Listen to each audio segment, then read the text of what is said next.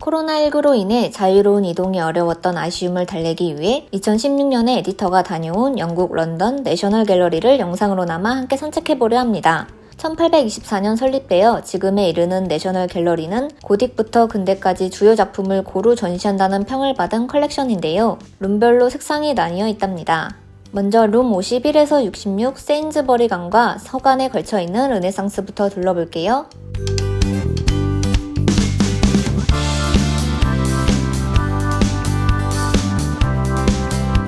르네상스 미술의 형식적 특징을 요약하자면 원고법을 적용하고 조각처럼 완전한 형태를 그리려고 하는 점입니다. 르네상스의 중심은 이탈리아로 그 중에서도 피렌체와 베네치아로 양식이 구분됩니다. 먼저 피렌체 초기 르네상스 미술을 들여다보면 피에로 델라 프란체스카가 눈에 들어옵니다. 맑은 색채와 원근법의 실현으로 주목받은 프란체스카는 계란 템페라를 사용해 그리스도의 세례를 그렸는데요. 정교하지만 마치 인형을 세워둔 듯 정지된 느낌을 주며 배경은 영국의 무대 배경처럼 분리되어 초기 르네상스의 특징을 잘 보여줍니다.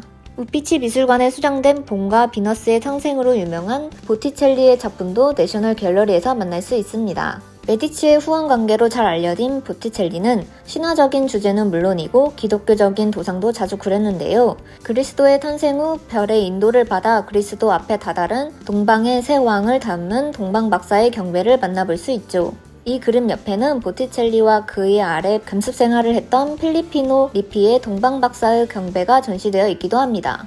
룸 58에는 유독 가로로 긴 그림들을 만날 수 있는데요. 르네상스 시기 이탈리아에 쓰였던 수납 가구인 카소네를 장식했으리라 추정하는 것이죠.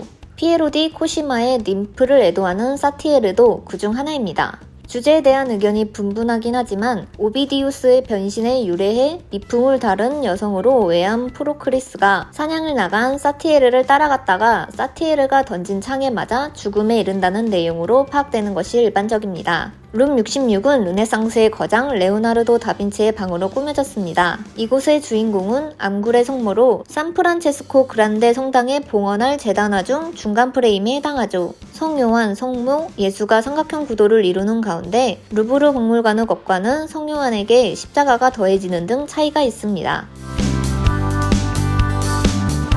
베네치아 르네상스 작품들은 피렌체보다 서정적인 배경과 색채가 강조되는 것이 특징적입니다. 내셔널 갤러리에는 세인즈버리관의 일부와 함께 서관의 룸 9의 자리를 마련해 둔 것을 볼 수 있죠. 미켈란젤로와 친구였던 세바스티아노 델 피움보는 피렌체의 조각적인 표현과 서정성을 담은 베네치아 화풍을 적절하게 결합했다고 평가받는 인물입니다. 이보다 더 잘 알려진 작가로는 동시대 베네치아의 거장으로 이름난 티치아노가 있죠. 우르비노의 비너스를 그린 티치아노의 신중함의 알레고리를 내셔널 갤러리에서 만날 수 있습니다. 파울로 베르네제는 티치아노의 후속 세대로 밝은 색채를 확폭에 담아내고 있는데요. 알렉산더 대왕 앞에 다리우스 일가에서 빨강, 노랑, 초록, 파랑 등 색색이 강조되어 있음을 볼 수 있죠. 틴토레토는 역동적이고 극적인 구성, 강렬한 명암으로 보통의 르네상스 미술과는 다른 면모를 보입니다. 그래서 바로크의 전조, 매너리즘의 대표로 이야기하기도 해요. 작품에는 긴 테이블이 수평이 아니라 대각선으로 화면을 가로지르며 깊이감을 드러낼 뿐만 아니라 발을 닦아주는 그리스도의 빛을 발하며 어두운 배경과 대조되는 것이 차별화된 부분입니다. 엘그레코 역시 매너리즘 작가로 얘기할 수 있는데요. 균형 잡힌 인체를 벗어나고 회색빛 명암과 색채가 초월적인 분위기를 자아냅니다. 한편 북부 르네상스도 미술사에 빼놓을 수 없는 부분입니다. 여기서 북부란 르네상스의 중심이 된 이탈리아를 기준으로 네덜란드, 독일에 이르는 범위입니다. 북부 르네상스의 선구자로는 얀반 에이크를 뽑곤 하는데요. 계란에 개어서 사용했던 템페라 다음 유화를 사용한 것으로 유명합니다. 내셔널 갤러리에 그의 대표작 아르놀피니 부부의 초상이 걸려 있는데요. 아르놀피니는 네덜란드의 부유한 상인이었고 이는 그림 속의 오렌지, 모피 등 단서로 나타납니다.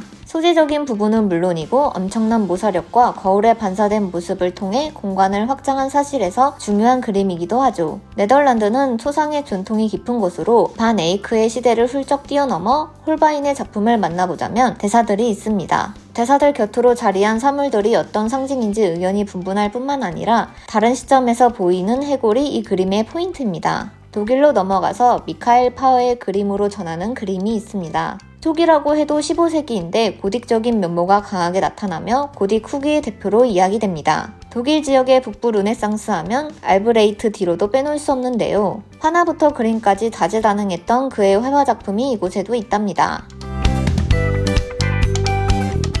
이렇게 내셔널 갤러리의 르네상스를 함께 둘러보았는데요. 어떤가요? 영국의 컬렉션이지만 그 평가대로 미술사의 중요한 흐름을 짚을 정도로 작품 스펙트럼이 넓은 것이 느껴지지 않나요? 이 영상에서는 피렌체, 베네치아, 북부라는 지역별로 르네상스를 산책해 보았지만 전시에서는 룸별로 주제가 있으며 주로 시간 순으로 구성한다는 점을 다시 알려드립니다. 세인즈버리 윙은 내셔널 갤러리 홈페이지에 VR 투어로 둘러볼 수 있으니 영상을 보신 후 투어를 진행해 보아도 좋으리라 생각됩니다. 다음에는 이어서 내셔널 갤러리의 컬렉션으로 돌아오겠습니다. 감사합니다.